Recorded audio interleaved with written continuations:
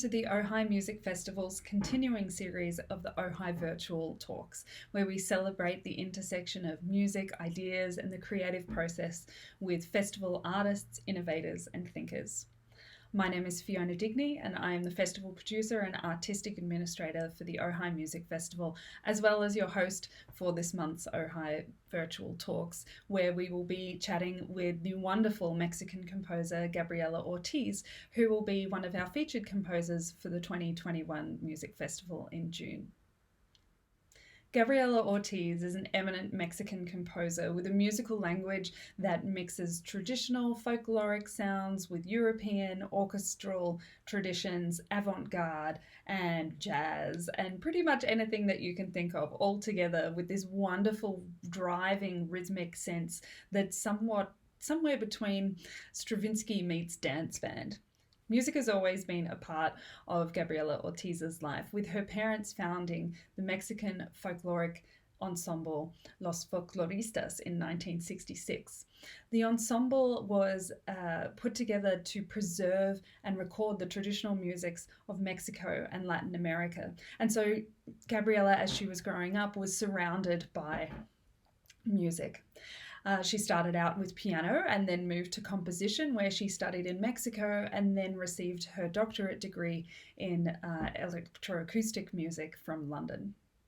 In recent years, Gabriela has enjoyed a close relationship with the Los Angeles Philharmonic, and most recently, just exactly 1 year ago, at the end of October 2019, Gabriela's piece Younger was premiered.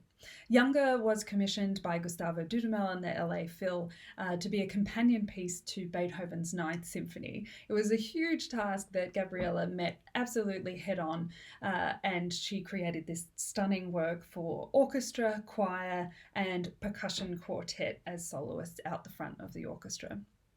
Some of Gaby's works that you'll hear at the 2021 festival include Huitzotl, which is a solo for flute or recorder that will be weaved throughout the festival. Huitzotl is a Nahuatl word for hummingbird, and it's just a stunning little piece that we'll find throughout the festival.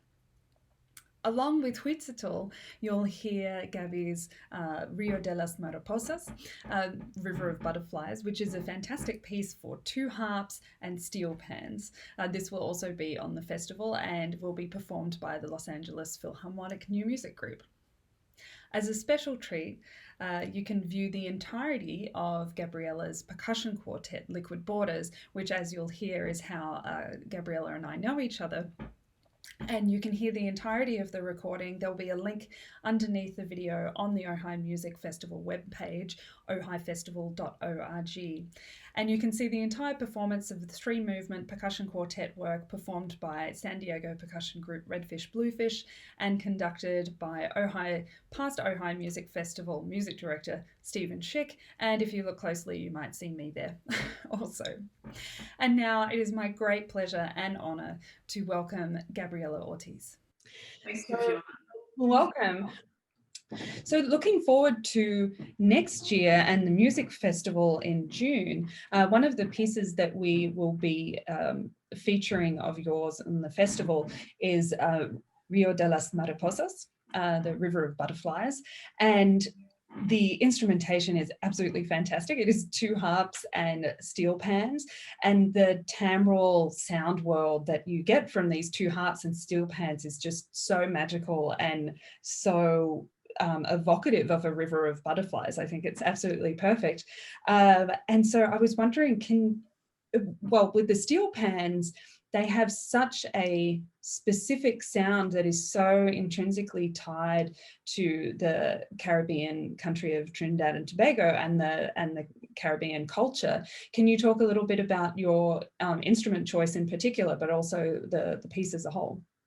Yeah, well, believe it or not, my relation with a steel pan came when I was studying in England.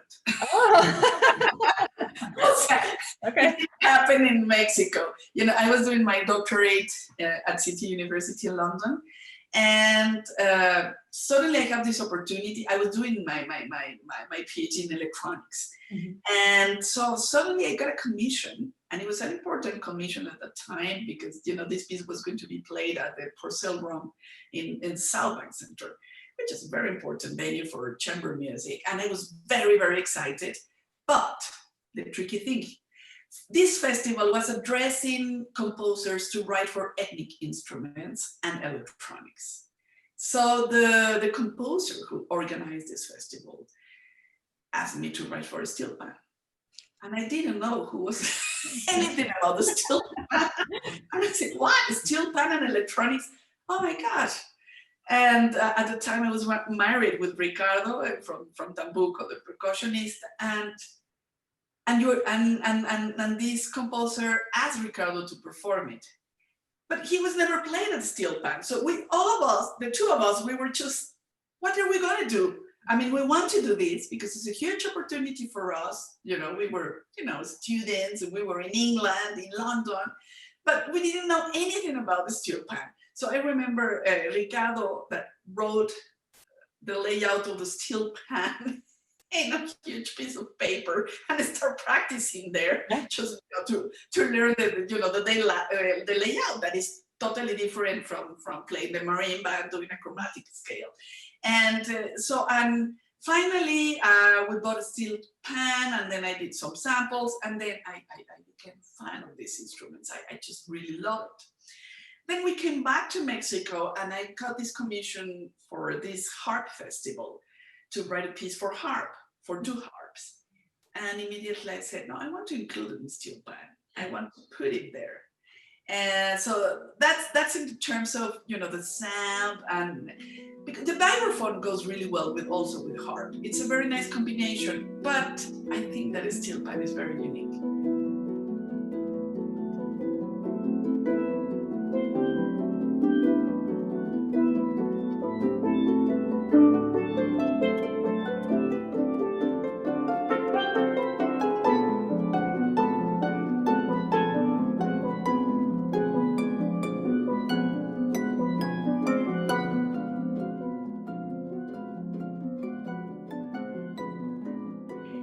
So I decided to write Rio de las Mariposas, which in fact is inspired in a river that is called Papaloapan.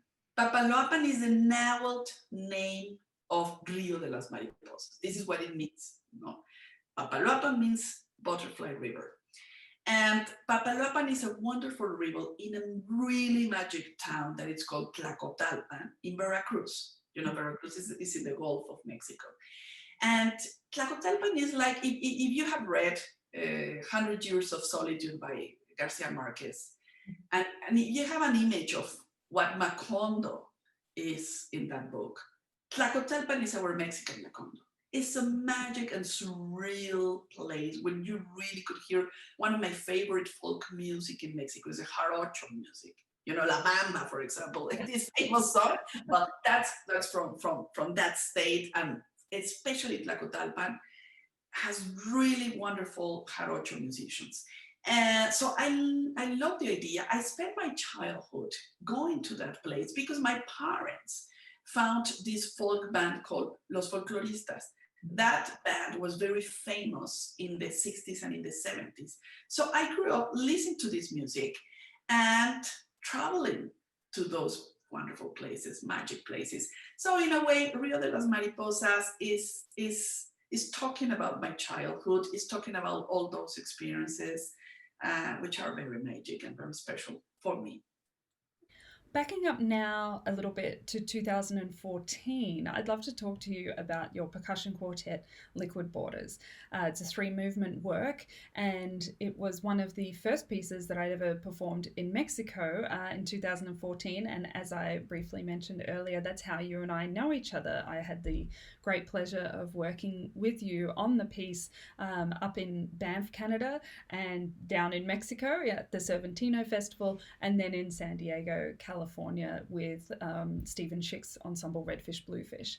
Could you talk a little bit about Liquid Borders and what inspired the piece? Yeah, well, this piece was commissioned by Stephen Schick. And the name of the piece, Liquid Borders, what it means is that, at least for me, I don't believe in borders. I have to start saying this. I really think that we all share the same land. We all of us share the same planet, and we have to take care of that planet, to take care of that land, because it's in danger. And because of that, and because of these immigration problems, which are very, very complex, and especially immigration between Mexico and US, but not only, that kind of border, which is, I mean, for all Mexicans, is the northern border, but also we have to look into the south, because it's also another problem for all of us. Because in the south, you have all these people from Central America that they try to cross the border. They spend at least 1 month trying to cross the whole country, the whole Mexico, under a very, very severe and difficult conditions in order to arrive into the north and then cross to US. This is a very major, huge problem. So for me, in a way, it's a reflection of how can we deal with this? What can we do with that? I think that divisions are made by human beings because of political reasons or economical reasons. And that's why I really try to think, maybe it's very utopic, but can we imagine a world without borders? Yeah. Will be wonderful. I mean, it's totally utopic, I know, but I think that we deserve to at least believe that we deserve a better way to live in a place that we don't have these divisions, that we don't have racial problems, with more equal, more justice, and all of this. It's part of the title of this piece. So the piece has 3 movements: liquid city, liquid desert, and liquid jungle. So the first thing in my mind, thinking about these problems of borders, is the problem between the countryside and the city. At least in Mexico, is a very major problem, because the countryside doesn't have any support. People really live in a very real, pure condition, under a really huge poverty. So these people, especially in the case in the 50s, in the 60s, in the 70s, these people came to the city to try to work in the city. That's why Mexico started growing in a total disorder, in a very chaotic way, because of these people that came to the city in trying to increase their way of living and trying to get better jobs. So it's a huge problem. It's a major problem. So the first movement, Liquid City, addressed that idea. And it's, in a way, it's a metaphor, but it's reflected in the instruments that I decided to choose. Because if you remember, most of the instruments are metallic instruments. I wanted to have that kind of sound, a kind of a urban sound, using all these metallic, different, plates or gongs or glasses, or, trying to use that sort of, landscape, urban landscape, in terms of, in terms of the instruments and the color that I was looking for.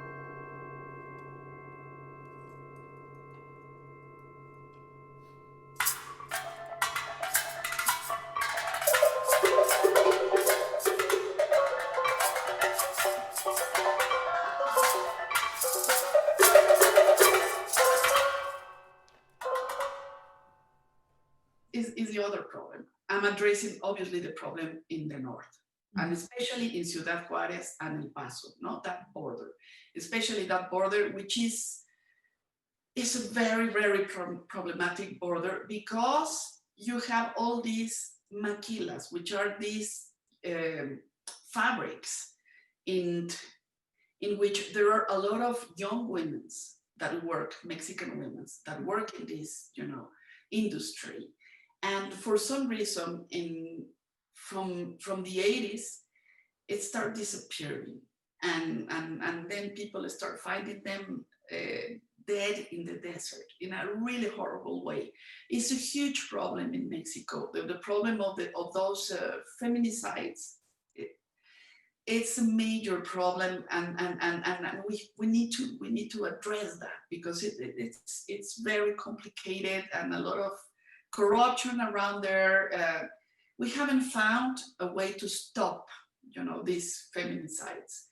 So in that piece is exactly the opposite in terms of the instruments and in terms of the sound that I was just looking for, because you have all these rattles. I was trying to use really instruments or sounds that are really related to the earth.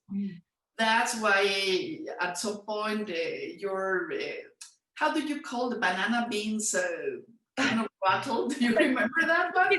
That instrument, or all kinds of sounds like that. Also, the bass drum gives you this dark and frosty sound.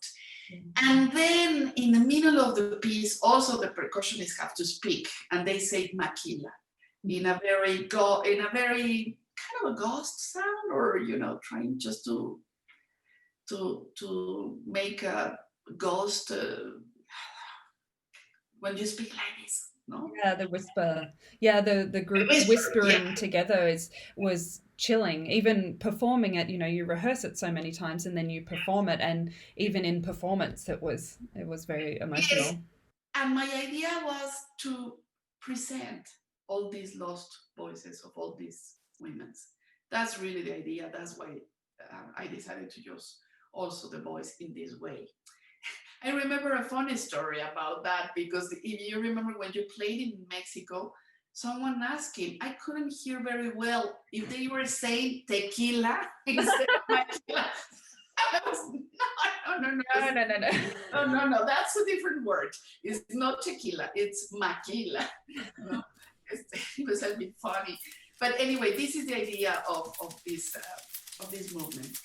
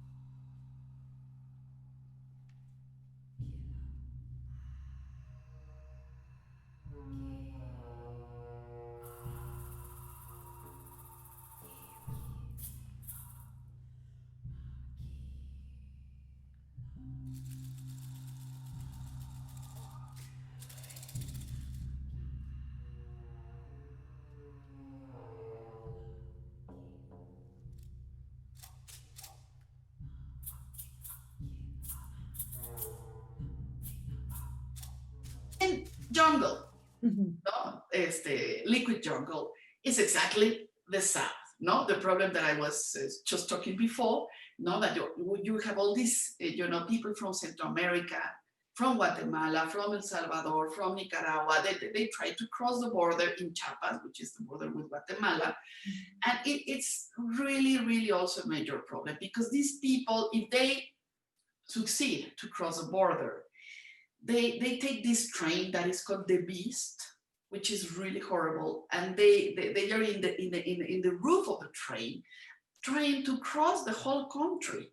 but with no water, with no food, in a really terrible conditions. Can you imagine being in the top of a train for a week or more than a week? So it's also a very, very hard condition, and this is really the topic of the third movement.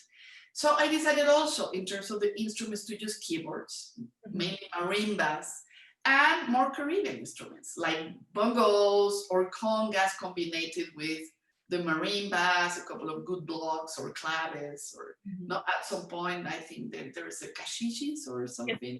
Yeah. No? So it's more related with Caribbean and African sound, no? Because those, obviously, we're talking about those countries, and a jungle is a totally different landscape. So I decided to use this kind of instrument. So this is more or less, the idea behind the liquid rhythms.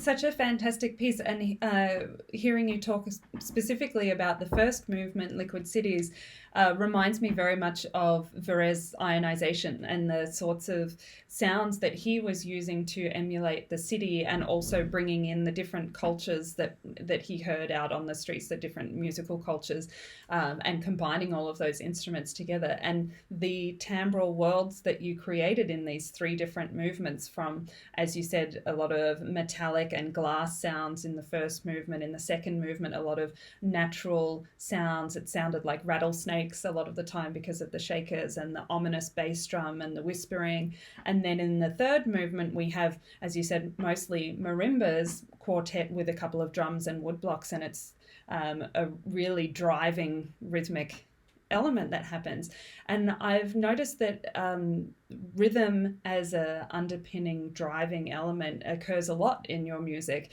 And the thing that really strikes me about your use of rhythm is that it is very driving, seems very fundamental to your compositional process, and your rhythms are often irregular, but comprehensibly irregular. So unlike, say, Boulez, who also uses lots of irregular rhythms, but not in a comprehensible way, I like to think of how you use rhythm more like a Stravinsky meets dance band situation, where it's rhythmic and driving and irregular like Stravinsky, but somehow more joyful in a way. Can you talk a little bit about your use of rhythm in your works?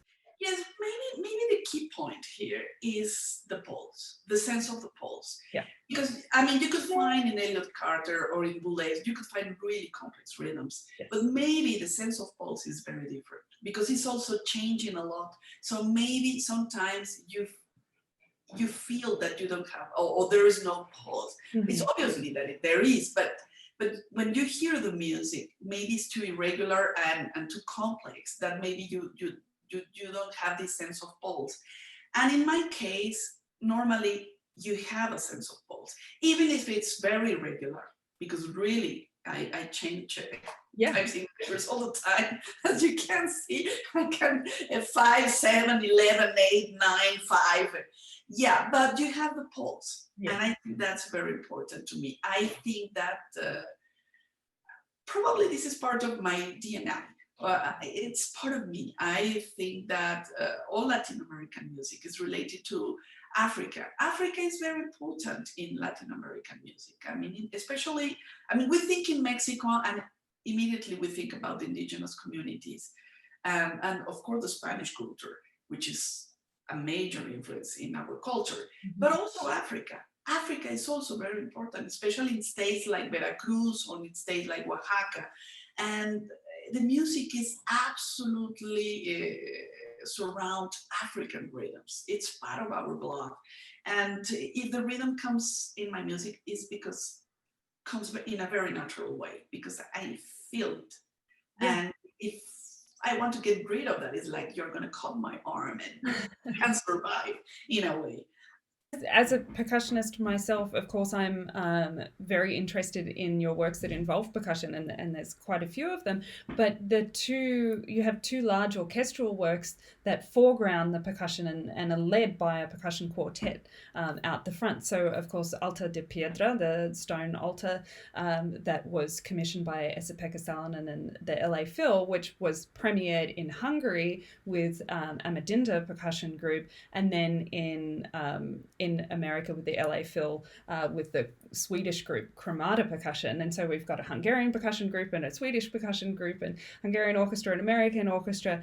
And then, of course, Younger, which was premiered, I think, almost to the day 1 year ago. It was late October with Gustavo Dudamel and the LA Phil with the Mexican percussion group Tambuco.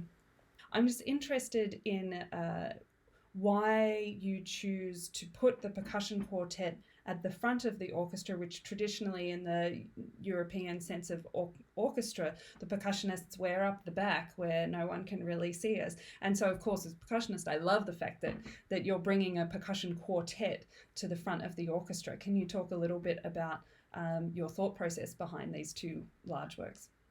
Well, in a way, I think that the role of the quartet, especially in Yanga, is a soloist role. So my first answer is they are the soloist in a way. Obviously, also the choir has a very important and prominent part of the piece, but also the quartet. At the beginning, there is an introduction with the batatas instruments, which are these three Cuban instruments that they come from this music that is called Orisha music, and it's a religious music that obviously comes from Africa. In the case of Janga, because of the theme and because we're talking about this African slave that came to Mexico, and he was the first one to make negotiations with the Spanish crown and liberate the first free town in America, which is really incredible. Yeah. That was called San Lorenzo de los Negros. We're talking about 16th century, and it's now called Yanga in the name of this, African prince, and it's in the state of Veracruz. I love the story. When I read it about it, I love the story, and I always wanted to do something about it. In fact, this is a part of an opera, a future opera. Oh, fantastic. So it's going to be an opera. And so when Gustavo commissioned me this piece, he asked me, you need to write a piece that could be played with 9th Beethoven Symphony. No big deal. No big deal. Because Beethoven's 9th is like the cathedral of the romantic period of musical period. It's that piece, no? So I was just really scared. I was just panic. So my first answer was, I have to escape from Beethoven immediately. Immediately. So, but my connection with Beethoven is about freedom, because that piece is about freedom and friendship, and Yanga is also about freedom. Yeah. So I connect immediately that piece with my idea of Yanga and my idea of equality and justice and freedom. And so I decided I had to go to that path. I had to follow that path. And obviously I wanted to bring the African sounds into the orchestra. Mm-hmm. And Tambuco, as you know, probably this is something that you are more familiar, because obviously addressed with the percussion world. I think that they have the ability to understand very well the traditional way of playing ethnic instruments. Mm-hmm. In this case, the batas or the djembes, or knowing these African rhythms very well, how to play, or African Cuban rhythms. Mm-hmm. That's more correct? And so they know how to play those kinds of sounds, but they also can read everything. I mean, they have the Western training. I mean, the classical training, and they could read and they could perform and they could play all kinds of European music. And so I said they are perfect for this project, because I really wanted to bring really this, ethnic sound into the piece. Obviously, I'm not emulating African rhythms in any way. I mean, African Cuban rhythms is my own world. But the sound, the way you have to play these instruments, is not that easy. It looks easy, but it's not that easy. Probably, if you have a bata in your hands, it's very difficult. And it's also very difficult for me, because at the beginning, I was just writing these really fast sounds in one. You have two sounds, a lower and a higher one, and putting everything in the higher one, and Ricardo from Tagu was playing. It's impossible, because we have to interchange one hand into the other. We cannot do just with one hand in that speed. Is just impossible. So there is a lot of idiomatic things that I was just learning at the same time that I was writing the piece. And so it's very important to work closely to the performers. And so I had the opportunity that, because they live in Mexico, I knew that I was going to be able to work really close to these guys and to learn, how to write for these instruments. As you say, it's such a huge challenge to write a companion piece to Beethoven 9, and I think it's just such a beautiful mix, and the connections that you make between them, those two pieces, your piece and Beethoven 9, as you say, are not necessarily musical, but they're really at the heart and the foundation of what Beethoven 9 was all about. I'm very grateful with the LFL, I should say, because it's an orchestra that is looking to the future. The openness that they have is really incredible. And I feel very proud and very grateful that I'm part of this.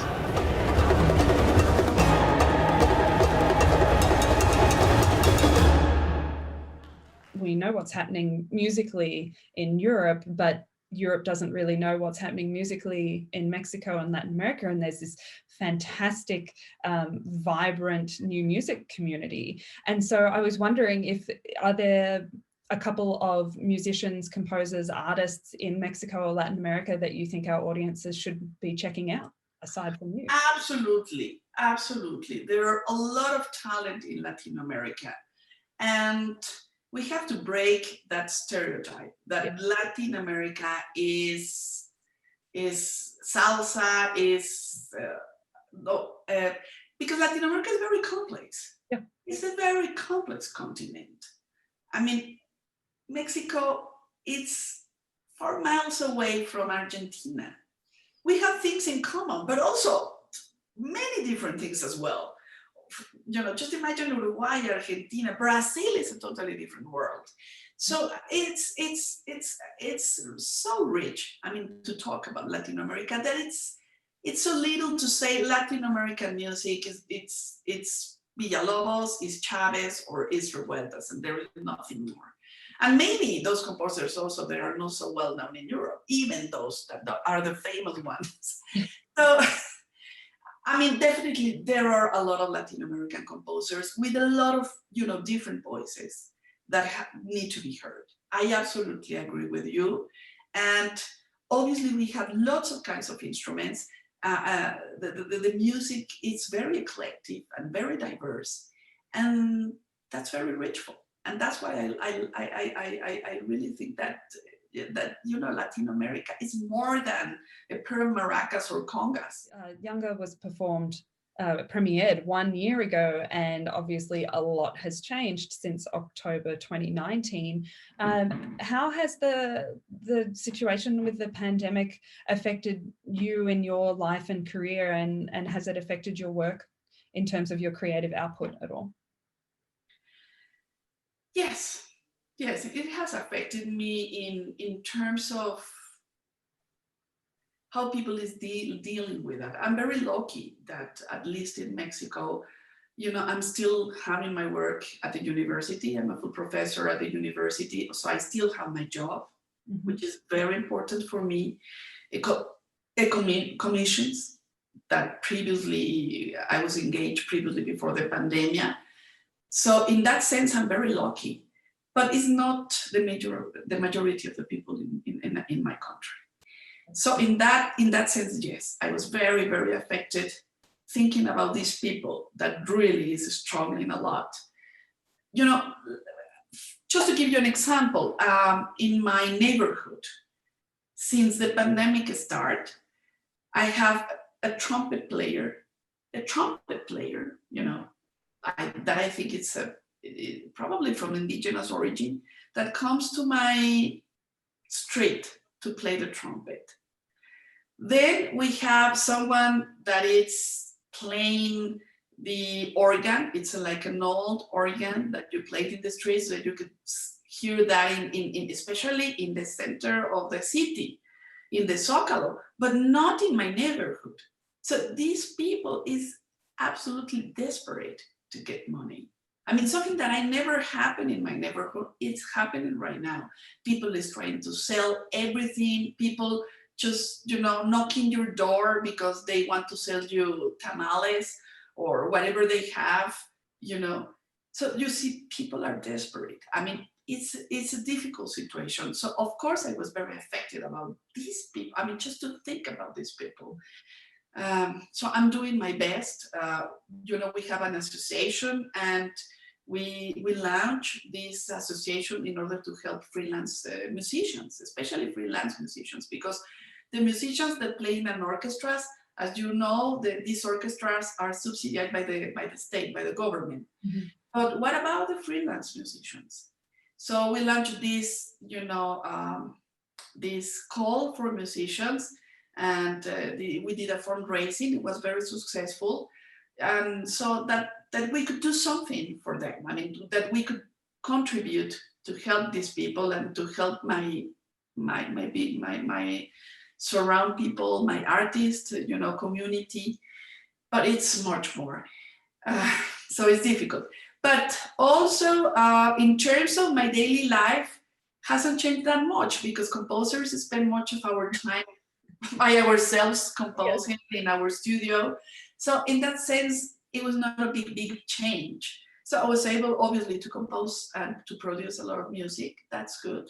Yeah, I'm glad at the beginning. And concentration was out everywhere except in my music at the beginning. But now I'm starting, you know, working very strongly and very focused. And so in that sense, yes, I'm still working, and it's a privilege that I can do my job.